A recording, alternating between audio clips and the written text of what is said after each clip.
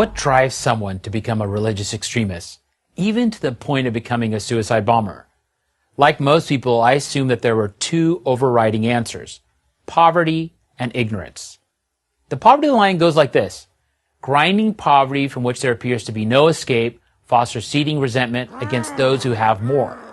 If your choice is to die a martyr or die a beggar, martyrdom is the clear winner. The ignorance lines goes like this: the poor have no chance to get a decent education and thus are susceptible to easy manipulation. Clever people play on their prejudices and superstitions. Once the extremist gets this ignorant, poor person in his grasp, indoctrination is easy. Since there's plenty of poverty and plenty of ignorance around the world, that's a lot of people to draw from. This is how the source of terrorism is explained. Then I went to Pakistan and actually lived in the world from which extremists recruit, and I found something much different than I expected. Poverty had little to do with who became an extremist. Lack of education even less. Many of those that I met who subscribe to religious extremism and are prepared to murder and die for their cause are from the middle class, and many had a university education. These are not poor people, and these are not uneducated people. They are well-fed and well-read. So if poverty and ignorance don't drive people to extremism, what does? One is a desire for meaning and for order. Places like Pakistan are submerged in chaos and corruption. Islamists promise clear-cut solutions to every problem. Here's how things will change if you follow these rules, and only these rules. Another is a desire for change.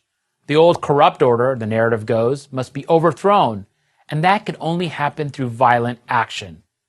Again, it is Islamists that step in with a promise to create a new form of government.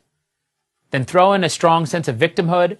We are not responsible for the sorry state of our country. Others have brought us down, and you have a toxic brew that many willingly imbibe. These, of course, are the same easy answers that tyrants and demagogues, from Lenin to Mussolini to Hitler to bin Laden, have always offered their followers. I saw this played out one day while living in Pakistan. After one of the many assassinations of a major figure there, I was sitting with two middle-class parents. The father owned a small business, and the mother was a nurse. They had given their son a good life. He wanted for nothing. They told me that during dinner with the family a few days earlier, their son noted how the person who was murdered deserved to die. Why? Because he had spoken out on behalf of religious minorities. They were shocked. How could their son, who'd been educated and well-raised, think that? This story is all too typical. So what to do about this extremism? The first step is to get off this false narrative that this is first and foremost a poverty or education issue. The second is to take on the narrative of the extremist groups. They promise a better way, but what in fact do they deliver? The answer is always more death, more suffering, and more poverty. In other words, young people need to see these extremist groups for what they are. Only then will recruiting numbers begin to go down. Third, the media have to stop treating extremists as freedom fighters, a narrative that is all too common in places like Pakistan. Fourth, teachers and parents cannot assume that just because they reject religious extremism, their children and students will too. Middle-class parents and teachers have to be vigilant in instilling moderate, pluralist values in their children.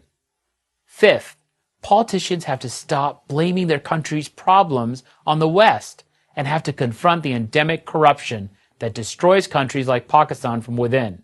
Sixth, and probably most important, Islamic religious figures have to stop looking the other way, or worse, glorifying so-called martyrs, Muslims who murder innocent people.